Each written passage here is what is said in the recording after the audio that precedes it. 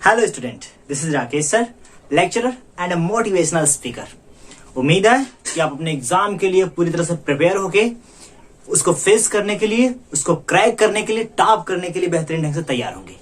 आइए, जो भी चीजें मिस हुई हैं, छोटी छोटी पॉइंट्स हैं जो बहुत ज्यादा प्रॉब्लम क्रिएट करती हैं, उसको फेस कर लेते हैं कि एग्जाम में अगर आ जाए तो एक भी पॉइंट मिस ना होने पाए, एकदम पूरी तरह छाप दें आप उसको।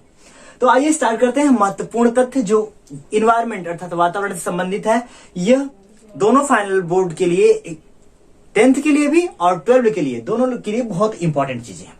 इससे पहले भी वीडियो मैंने सबमिट की है जिसमें आपको बहुत सारी चीजें इन्वायरमेंट से संबंधित डिस्कशन में थी। कुछ और दूसरी इंपॉर्टेंट चीजें हैं जो खास करके आपसे कुछ फुल नेम पूछे जाते हैं। इसके अलावा कुछ छोटी छोटी बिंदु हैं जो प्रॉब्लम क्रिएट करते हैं, फेस करने में परेशानियां होती है, उसको कंप्लीट करते हैं। आइए, पहला टॉपिक है स्वस्थानीय संरक्षण। अच्छा, स्वस्थानीय को छोड़ दीजिए, केवल संरक्षण समझ लीजिए। संरक्षण का मतलब होता है बचाव। क्या होता है बाबू? किसी चीज को क्या कर लेना? बचा लेना भाई, वही तो संरक्षण कहलाता है। अगर हम किसी चीज को सेव कर लेते हैं, बचा लेते हैं किसी भी तरीके से, तो वह कहलाता है भाई हमने उसको क्या कर लिया? संरक्षित कर लिया, बचा लिया। अगर हम पढ़े स्वस्थानीय, और स्वस्थानीय का मतलब होता है कि खुद के स्थान पर जहां जीव उपस्थित होता है, जहां पाया जाता है, उसी के स्थान पर अगर हम उसे संरक्षित करते हैं, बचाते हैं, तो वह प्रक्रिया क्या कहलाती है? स्वस्थानीय संरक्षण। अरे भाई, स्व मतलब स्वयं, स्थानीय मतलब स्थान, अर्थात उसी के स्थान पर, स्वयं के स्थान पर उसे क्या कर लेना? संरक्षित कर लेना। ऐसे बहुत से जीव हैं जो वातावरण में उपस्थित होते हैं, वो हमारे लिए लाभदायक होते हैं, कुछ हमारे लिए हानिकारक होते हैं, तो हम उन जीवों को क्या करते हैं? उन्हीं के स्थान पर संरक्षित कर देते हैं, छोड़ देते हैं, उनको फलने फूलने बढ़ने देते हैं, है ना? तो ऐसी प्रक्रिया क्या कहलाती है? स्वस्थानीय संरक्षण। किसी भी जीव के खुद के स्थान पर, जहां वो जी रहा है, जहां वो रह रहा है, उसी के स्थान पर उसको छोड़कर उसको संरक्षित करना, उसको सेफ रखना क्या कहलाता है? स्वस्थानीय संरक्षण। आई होप क्लियर हुई होगी। अगर हम पॉइंट को, शब्द को तोड़ देते हैं तो पूरी परिभाषा क्लियर हो जाती है। तो आगे बढ़ते हैं, और आगे दूसरा है वही स्थानीय संरक्षण। अब भाई, एक तो स्वस्थानीय था तो क्लियर हो गया था कि स्वयं उसी के स्थान पर उसे छोड़ देना, उसे संरक्षित करना, उसे बचाना। वही स्थानीय मतलब यदि कोई जाति जिस स्थान पे रह रही है, किसी प्रॉब्लम के कारण, चाहे पर्यावरण प्रदूषण के कारण, चाहे दूसरे जीवों के कारण, किसी जंतु के कारण, किसी वनस्पति के कारण, अगर वो समाप्त हो रही है, धीरे धीरे विलुप्त होने के कगार पे है, वह डेंजर जोन में चल रही है, समाप्त मर रही है, तो उसे क्या करते हैं? उसके स्वयं के स्थान से हटाकर एक विशेष स्थान पर रखते हैं, उसकी देखभाल करते हैं, और इस प्रकार की देखभाल को क्या करते हैं? वही स्थानीय संरक्षण। अर्थात उस स्थान को छोड़कर बाहर, वही मतलब बाहर स्थान पर, स्व मतलब स्वयं उसके स्थान पर। बातें क्लियर हो रही हैं? तो स्वस्थानीय क्लियर, वही स्थानीय क्लियर। स्वस्थानीय के प्रकार जो है वो राष्ट्रीय उद्यान है। राष्ट्रीय उद्यान में जो भी जीव जंतु होते हैं उसको छोड़ दिया जाता है, उसको वहीं संरक्षित रखा जाता है। अभ्यारण्य बनाए जाते हैं, जीव मंडल होते हैं, है ना? ये तीनों चीजें होती हैं जो स्वस्थानीय में रखी जाती हैं। वहीं जंतु उद्यान, वनस्पति उद्यान, उसके अलावा वन्य जीव सफारी, इसके अलावा बहुत सारे ऐसे बीज के स्टोर होते हैं, बीज जो पौधों के जो बीज प्राप्त होते हैं उसके भंडारण किया जाता है। अर्थात उन सभी का क्या होता है? वही स्थानीय संरक्षण होता है। उनको बाहर किसी एक पर्टिकुलर प्लेस, विशेष स्थान पर संरक्षित बचाया जाता है। आगे बढ़ते हैं, संकटग्रस्त जातियां। क्या बाबू? संकटग्रस्त जातियां। अब बताइए संकटग्रस्त क्या होता है? ऐसी जातियां जो संकट में हो। संकट का मतलब कि धीरे धीरे किसी भी कारणवश विलुप्त हो रही हो, मर रही हो, उनकी जो मेंबर की संख्या वो निरंतर क्या हो रही हो? कम हो रही हो, तो ऐसी जातियों को क्या कहते हैं? संकटग्रस्त जातियां। अगर आप किसी मुसीबत में पड़ जाते हैं तो घर वालों को फोन लगा कहते हैं ना कि हम बहुत बड़ी मुसीबत में पड़े हुए हैं, आइए यहाँ पे कुछ दिक्कत हो गई, प्रॉब्लम हो गई। अर्थात संकट का मतलब होता है कोई ना कोई मुसीबत आ जाए उस पूरी जाति पे, है ना? तो ऐसी जातियों को क्या कहते हैं? संकटग्रस्त जातियां। अब समझिए कि ऐसी जातियां धीरे धीरे जब विलुप्त होने के कारण, मतलब मर रही होती हैं, तो क्या बोल दिया जाता है? भाई इन्हें डेंजर जोन है। मतलब ये क्या है कि अब ये धीरे धीरे किसी कारण मर रही है, उसको संरक्षित किया जाता है। तो आप बताइए कि ऐसी जातियों को जब संरक्षित किया जाता है तो स्वस्थाने में किया जाएगा कि बही स्थाने में? भाई बही स्थाने में किया जाएगा, क्योंकि ये जिस स्थान पे रह रही हैं उस किसी कारणवश वो क्या हो रही है, विलुप्त हो रही है, वो संकट में चल रही है। आगे बढ़ते हैं। रेड डाटा बुक, ये सभी पॉइंट इन्वायरमेंट से बहुत क्लोज हैं, बहुत क्लोज हैं। यह समझिए कि केवल आपके इस एग्जाम के लिए नहीं, अभी इसको टॉप करके, इसको बेहतर रैंक प्राप्त करके जब आप किसी दूसरे अपर लेवल का एग्जाम देने जाएंगे, एंट्रेंस एग्जाम देने जाएंगे, बीएससी के लिए, एमएससी के लिए, दूसरे सब्जेक्ट के लिए या किसी अन्य कोर्स के लिए एडमिशन लेने जाएंगे, तो ये सारी चीजें वहां भी पूछी जाती हैं। इसलिए इसको छोटा पॉइंट में समझिएगा, ये बहुत विग्रस है और हर एग्जाम में आपको देखने को मिलेगा। कोई भी पेपर उठा के आप देख लीजिए, चाहे वो एसएससी हो, रेलवे हो, दूसरा अन्य एग्जाम, टेट हो, सुपर टेट हो, एनीथिंग, कोई भी एग्जाम, यहां से बहुत सारे क्वेश्चन पुट किए जाते हैं। तो आप बेहतर ढंग से तैयारी करिए। रेड डाटा बुक क्या होता है? रेड का मतलब होता है, अगर हम सिंबल दें तो रेड खास करके डेंजर के लिए प्रयोग किया जाता है। रेड डाटा बुक जो होती है एक ऐसी बुक है, ऐसी पुस्तक है जिसमें संकटग्रस्त जातियां, रेड डाटा बुक में कौन कौन सी जातियां जो या तो पूर्ण रूप से विलुप्त हो गई हो, पूरी की पूरी स्पीसीज क्या हो गई हो, विलुप्त। जैसे एग्जाम्पल बताइए। एग्जाम्पल में जो हमारे वल्चर थे, गिद्ध थे, वो धीरे धीरे क्या हो गए हैं, विलुप्त हो गए हैं। अब उनको किस बुक में रखा जाएगा? रेड डाटा बुक में। उनकी जो जातियां कुछ बची हैं, उन जातियों को क्या कहेंगे? संकटग्रस्त जातियां। अब आई होप कि आपको बहुत बेहतर क्लियर हुआ होगा कि संकटग्रस्त जातियां और रेड डाटा बुक का बहुत एक दूसरे से क्या है, बहुत बेहतर संबंध है। इसमें इन्हीं जातियों को रखा जाए। तो आगे बढ़ते हैं। और रेड डाटा बुक में क्या रखा जाता है बाबू? संकटग्रस्त जातियां, या तो एकदम पूरी तरह से विलुप्त हो गई हुई होती हैं वो जातियां, उनको भी रखा जाता है, या जो विलुप्ति की कगार पे होती हैं उनको रखा जाता है। उनका पूरा बायोडाटा रखा जाता है किसमें? रेड डाटा बुक में। इस टॉपिक से संबंधित कुछ महत्वपूर्ण छोटे छोटे इंपॉर्टेंट फैक्ट हैं जो आपको फुल नेम के अकॉर्डिंग या क्वेश्चन पूछे जाते हैं कि भाई बताइए इसका पूरा नाम क्या है, जिसमें खास करके एक नाम आता है WCU। मैंने इसका पूरा नाम पहले से लिख रखा है ताकि उसमें विलंब ना हो, आपको ज्यादा टाइम आपका एक्सपेंड ना हो। वर्ल्ड कंजर्वेशन यूनियन, हिंदी में बोलते हैं वर्ल्ड का मतलब होता है विश्व, कंजर्वेशन का मतलब होता है संरक्षण, और यूनियन का मतलब होता है संघ, अर्थात विश्व संरक्षण संघ। बातें क्लियर हो रही हैं? ध्यान रखिएगा, खास करके एक एक नंबर में फुल नेम पूछता है तो आप बेहतरीन ढंग से याद कर लीजिएगा। W से वर्ल्ड हो गया, संसार हो गया, कंजर्वेशन से हो गया संरक्षण या बचाव, यूनियन का मतलब संघ, अर्थात ऐसा संघ जो क्या करता है कि वन्य जीवों का, जीव जंतुओं का क्या करता है, विश्व स्तर पे संरक्षण करता है। क्या कहते हैं? World conservation union, WCU। Clear हो रहा है?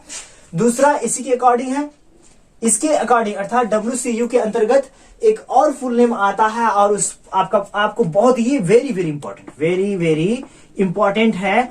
और समझिए, इसको कहते हैं IUCN, international union of conservation of nature. या तो लिख लीजिएगा, मैंने यहाँ छोटा छोटा सबमिट किया है, आई होप को आपको स्पष्ट होगा, लेकिन फिर भी आप याद कर लीजिएगा। आई से इंटरनेशनल, यू से यूनियन ऑफ कंजर्वेशन मतलब संरक्षण, बचाव, है ना, संरक्षण ऑफ मतलब कंजर्वेशन ऑफ नेचर। या तो केवल यहीं तक पूछता है, या तो इसी को थोड़ा सा और विग्रस कर देता है, पूछ देता है IUCNNR, है ना। तो एक तो हमने याद कर रखा, तो 80% तो हमको ऐसे ही याद हो गया, international union of conservation of nature and natural resource.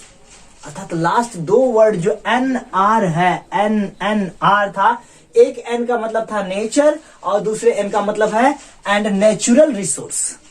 बातें क्लियर हो रही हैं? अर्थात international union of conservation of nature and natural resource, इसका पूरा नाम एकदम ध्यान से याद कर लीजिएगा, पेन डाउन कर लीजिएगा, याद भी कर लीजिएगा साथ ही साथ, ताकि एग्जाम में अगर आ जाए तो 1-2 नंबर जो होता है एकदम फिक्स होता है, उसमें कोई नंबर कटेगा नहीं आपका। जो लॉन्ग आता है उसमें नंबर कुछ करता है आपकी राइटिंग पे, आपके जो होता है लिखने के ऊपर, जो क्वेश्चन का थॉट होता है उसके अकॉर्डिंग कुछ नंबर करते हैं, लेकिन जो एक एक दो दो नंबर का क्वेश्चन होता है, अगर आपने सटीक लिख दिया एकदम एक नंबर फिक्स, और वो नंबर धीरे धीरे इंप्रूव होकर बड़ा नंबर में तब्दील होता है। इस बात को बेहतरीन ढंग से याद रखिएगा और कोशिश ये करिएगा कि एक एक नंबर मिस न होने पाए, तभी तो सबसे अव्वल आएंगे, सबसे बेस्ट करके दिखाएंगे। आइए आगे बढ़ते हैं।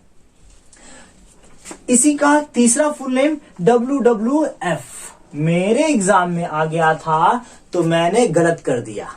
आप ध्यान रखिएगा, मैंने कहा था कि स्टेट सुपर टेट में भी एग्जाम में ये आया था, हालांकि निकल तो ऑलरेडी गया है, लेकिन फिर भी इस बार माय मिस्टेक, ये मेरा मिस्टेक हो गया था। इस बात को ध्यान रखिएगा, आप मिस्टेक मत करिएगा। W का मतलब होता है वर्ल्ड, W से फिर वाइल्ड लाइफ फंड, ये मिसमैच हो गया था थोड़ा सा मुझसे, है ना। लेकिन आप बिल्कुल मिस मत करिएगा। WWF का मतलब होता है फाइटिंग वाला नहीं, ये दूसरा है WWF, world wild life fund, इसका पूरा नाम है। ये तीनों नाम आपके इन्वायरमेंट से संबंधित है, जो बहुत ही इंपॉर्टेंट चीजें हैं, ध्यान रखिएगा। आई होप कि रेड डाटा बुक, संकटग्रस्त जातियां, भय स्थानीय और स्वस्थानीय संरक्षण आपको समझ में आया होगा। आगे बढ़ते हैं। तप्त स्थल क्या होता है? अच्छा, तप्त स्थल समझाने से पहले मैं एक और नई पॉइंट समझा देता हूं। नई पॉइंट ये है जैव विविधता। जैव विविधता को आप सबसे सिंपल तरीके से, चाहे आप मुझसे पढ़े हो चाहे कहीं भी पढ़े हो, तो आपको सबसे सिंपल तरीके से यही बताया जाता है बाबू कि जैव का मतलब होता है जीव और विविधता का मतलब होता है विभिन्नता। कुछ नया नहीं ना, आप बहुत बेहतर तरीके से जानते हैं बाबू। जैव का मतलब जीव और विविधता का मतलब विभिन्नता, अर्थात समझिए कि जीवों में जो भिन्नता दिखाई देती है वही क्या कहलाती है? जैव विविधता कहलाती है। बातें क्लियर? एकदम सिंपल तरीके से कि जीवों में जो विभिन्नता दिखाई देती है वो क्या होती है? जैव विविधता। जैव विविधता क्लियर हो गया कि जीवों में दिखने वाली जो भिन्नता होती है जैव विविधता कहलाती है। अब आते हैं तप्त स्थल पे। तप्त स्थल का मतलब होता है हॉट स्पॉट, गर्म स्थान कह सकते हैं, है ना। अगर इसको और छोटे शब्दों में समझें तो क्या बोल सकते हैं बाबू? तप्त स्थल अर्थात हॉट स्पॉट। और हॉट स्पॉट ऐसा वह भौगोलिक क्षेत्र होता है जहां जैव विविधता संकट में होती है। मैंने समझाया आपको क्या? जैव विविधता, जो अनेक प्रकार के जीव हमारे आसपास पाए जाते हैं, अगर वो संकट में होते हैं, जिस स्थान पे ये हैं, विभिन्न प्रकार के जो जीव जहां उपस्थित है, मान लीजिए ये किसी विशेष क्षेत्र में उपस्थित है, विशेष क्षेत्र के आधे एरिया में 2-4 किलोमीटर में कुछ प्रॉब्लम्स आ गई है, और ये प्रॉब्लम्स क्या कर रही है? इन जीवों को सरवाइव के लिए प्रॉब्लम क्रिएट कर रही है। जिस तरह से अच्छे से वो सरवाइव कर रहे, जी रहे हैं, उसमें प्रॉब्लम क्रिएट हो रही है, तो ऐसे स्थल को बाबू क्या कहेंगे? तप्त स्थल, हॉट स्पॉट। अर्थात आप समझिए, हॉट स्पॉट, तप्त स्थल ऐसा है जहां पे जैव विविधता क्या होती है बाबू? संकट में होती है। क्या होती है? संकट में होती है, और ऐसे स्थान को कहते हैं तप्त स्थल। अरे भाई, जीव जंतु तो लगभग सभी स्थानों पर पाए जाते हैं, तो जिस स्थान पे वो संकट में होते हैं, प्रॉब्लम में होते हैं, उनकी जातियां विलुप्त हो रही होती हैं, तो उन्हें क्या बोलेंगे बाबू? तो बाबू बोलेंगे तप्त स्थल अर्थात हॉट स्पॉट। आगे बढ़ते हैं, और आगे का जो पॉइंट है वो पॉइंट का नाम है सह विलुप्तता। अच्छा, विलुप्तता तो आप समझ में आया आपको। क्या बाबू? विलुप्तता का मतलब होता है कि कोई जाति क्या हो रही हो? विलुप्त हो रही हो, खत्म हो रही हो, समाप्त हो रही हो, कह सकते हैं मर रही हो। यही तो होता है विलुप्तता। असह विलुप्तता का मतलब आपको पारिस्थितिकी तंत्र में बताया गया होगा कि पारिस्थितिकी तंत्र में बताया गया कि जितने हमारे संसार में जीव होते हैं, अलग अलग प्रकार के, छोटे बड़े, जल के अंदर, स्थल पे, चाहे जैसे जीव, समस्त जीव कहीं न कहीं एक दूसरे से क्या होते हैं बाबू? जुड़े होते हैं। और यही जुड़ाव कहलाता है, यही जुड़ाव अर्थात उनके संबंधों का अध्ययन तो कहलाता था पारिस्थितिकी तंत्र। जीव तथा उसके वातावरण के बीच अंतः संबंध का अध्ययन पारिस्थितिकी तंत्र कहलाता था। अर्थात क्लियर हो जाइए कि समस्त जितने भी जीव होते हैं वो कहीं न कहीं एक दूसरे से क्या होते हैं? जुड़े होते हैं, निर्भर होते हैं। अब सह विलुप्तता आपको बहुत आसानी से समझ में आएगी। अगर कोई जीव विलुप्त हो रहा हो, मान लीजिए कि कोई जीव था, वो क्या हो रहा? धीरे धीरे विलुप्त हो गया, उसकी पूरी जातियां समाप्त हो गई, तो उसके ऊपर निर्भर जो लोग थे, जो उनसे भोजन प्राप्त कर रहे थे, न्यूट्रिशन प्राप्त कर रहे थे, उनको तो भोजन मिलेगा नहीं। तो क्या होता है कि वो भी धीरे धीरे विलुप्त हो जाते हैं। तो क्लियर हुई बात कि सह विलुप्तता क्या होता है कि जब कोई जीव क्या हो रहा हो, एक जीव अगर ये विलुप्त हो गया, एक जीव क्या हो गया, समाप्त हो गया, तो इसके ऊपर जो जीव निर्भर था, अर्थात निर्भर था, जो इससे भोजन बना रहा था, वो भी तो भोजन नहीं पाएगा भाई, तो वो भी क्या हो जाएगा, धीरे धीरे विलुप्त हो जाएगा। अर्थात इस प्रकार की प्रक्रिया को क्या कहते हैं, सह विलुप्तता। सह का मतलब होता है, समझ सकते हैं अपनी भाषा में, साथ साथ मर जाना, विलुप्त हो जाना, है ना। आप समझिए कि एक जीव जब दूसरे के जीव से अपना भोजन बनाता है, तो पहला जीव अगर खत्म हो गया, मर गया, तो भाई दूसरे जीव का भी मरना या विलुप्त होना कंफर्म है, संभव है। तो ऐसे पॉइंट को कहते हैं सह विलुप्तता। आगे बढ़ते हैं, जैव विविधता आपको समझा दी है।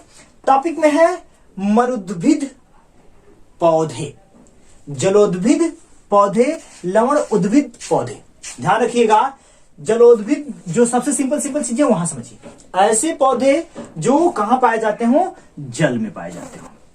कहां पाए जाते हो बाबू, जल में पाए जाते हो। तो ऐसे पौधों को क्या कहते हैं, जलोद्भिद पौधे। ऐसे प्लांट में रूट थोड़ी कम विकसित होती है, पत्तियां जो होती है बहुत मांसल होती है, मोटी होती है, उसमें खूब जल का भराव होता है। इसके बारे में आपसे एग्जाम में पूछेगा, इसकी डिटेल्स, इसलिए मैं आपको शॉर्ट वे में समझा दे रहा हूं। बातें क्लियर। अर्थात जो जल में रहती है तो इसकी पत्तियां मांसल होती है, जैसे जलकुंभी देखे हैं ना, जलकुंभी हो गया, और दूसरे प्लांट जो जल में हमेशा सदैव जल में ही रहते हैं, जल जहां समाप्त तो वो भी समाप्त। तो इस बात को ध्यान रखिए कि इनकी पत्तियां क्या होती है, मोटी होती है, जल का जमाव बहुत ज्यादा होता है, वो ज्यादा जल को क्या करती हैं, अवशोषित करती है, सोखती हैं। अर्थात जलोद्भिद का मतलब क्लियर हो गया कि जल में रहने वाले पौधे। लवण उद्भिद का मतलब होता है ऐसे पौधे जो क्या हो, नमकीन, अर्थात लवण, लवण का मतलब होता है नमक बाबू, नमकीन जल में पाए जाते हो, है ना। वो सर्वाइवल किसमें होते हो, नमक वाले जल में, नमकीन वाले जल में। ऐसे पौधों को क्या कहते हैं, लवण उद्भिद पौधे। और मरुस्थली पौधों का मतलब होता है मरा हुआ, मरुस्थल का मतलब होता है मरा हुआ स्थल, अर्थात ऐसा स्थल जहां जल ना हो, रेत ही रेत हो, केवल बहुत गर्म चीजें हो, है ना। अर्थात ऐसे कहते हैं मरुद्भिद, अर्थात मरा हुआ स्थल कह सकते हैं, मरुस्थल कहते हैं। ऐसे पौधे खास करके कटीली झाड़ियां होती हैं, इनकी जड़ें जो होती हैं बहुत ज्यादा विकसित होती हैं, जल की तलाश में जमीन के एकदम अंदर तक चली जाती हैं, पानी जल की तलाश में। पत्तियां रूपांतरित हो जाती हैं कांटों में। ऐसा होने से उनमें जो वाष्पोत्सर्जन की प्रक्रिया, जो जल निकलता है, वो कम हो जाता है। तो आई होप कि आपको इतनी चीजें समझ में आई होंगी। लास्ट टॉपिक है स्पर्धा। स्पर्धा का मतलब होता है बाबू संघर्ष, किसी चीज के लिए संघर्ष करना, स्पर्धा करना। और इसके आगे लिखा है डार्विन ने, डार्विन क्लास 10th में एक लास्ट टॉपिक है पर्यावरण से, डार्विनवाद और लैमार्कवाद। उसमें बताया क्या डार्विन ने कि समस्त जीव जो होते हैं, समस्त जीव जो होते हैं अपने जीवन के लिए क्या करते हैं, संघर्ष करते हैं। किसने बताया, डार्विन ने कहा कि समस्त जीवों में संतान उत्पन्न करने की क्षमता बहुत अपार होती है, लेकिन जो जीव उत्पन्न होते हैं वो सभी जीवित नहीं रहते। वो जो वातावरण के साथ अनुकूल हो जाते हैं, जो अपने एनिमी से, जो अपने शत्रुओं से बच जाते हैं, भोजन बनने, निवाला बनने से बच जाते हैं, तो वही सरवाइव करते हैं। तो प्रकृति उनका चुनाव करती है, और ये सब करने के लिए उन्हें क्या करना पड़ता है, अपने जातियों से, दूसरी जातियों से, दूसरे जीवों से स्पर्धा करना पड़ता है ना। अपने लाइफ को स्टेबल बनाना पड़ता है, संघर्ष करना पड़ता है सरवाइव करने के लिए, है ना। स्पर्धा का मतलब कह सकते हैं प्रतियोगिता, या कह सकते हैं अपने जीवन को सरवाइव करने के लिए, बचाने के लिए बहुत ज्यादा संघर्ष करना पड़ता। तो ये टॉपिक है स्पर्धा। आई होप कि क्लियर हुई होगी। इतनी चीजें आप एकदम नोट डाउन करके रखिएगा दिमाग में। इस समय तो एकदम दिमाग में ही नोट होना चाहिए, ताकि एकदम पूरी तरह से याद हो। आई होप कि सारी चीजें आपको क्लियर हुई होंगी, और आपके एग्जाम में ये सब आने, कुछ पॉइंट इसमें से आ जाएं जो आप एकदम छोड़िएगा मत, मिस मत करिएगा, बेस्ट करके दिखाइएगा। जो भी टॉपिक्स अनकंप्लीटेड हैं उन्हें कंप्लीट कर लीजिए। एग्जाम आ गया है, बेहतरीन ढंग से परफॉर्मेंस करिए, बेस्ट करके दिखाइए, कॉन्फिडेंस रखिए अपने ऊपर, अपने कॉन्फिडेंस को लूज मत होने दीजिए। जब कॉन्फिडेंस बेस्ट रहेगा तो जो क्वेश्चन थोड़ा मोड़ा आ रहा है उसके ऊपर भी परफॉर्मेंस आपका बहुत बेहतर होगा, और आप बेस्ट करके दिखाएंगे, है ना। आपके एग्जाम के लिए, आपके भविष्य के लिए आपको बेस्ट ऑफ लक। एकदम अपने स्वास्थ्य का ध्यान रखिए और लगे रहिए, एकदम पूरी तरह से हिला के रखिए सारी चीजों के लिए। Once again best of luck video को देखने के लिए, और मेरी स्पेशल साइंस को बड़ा करने के लिए आपको बहुत बहुत थैंक यू। शेयर कर दीजिएगा। थैंक यू अपने दोस्तों को। Thank you so much.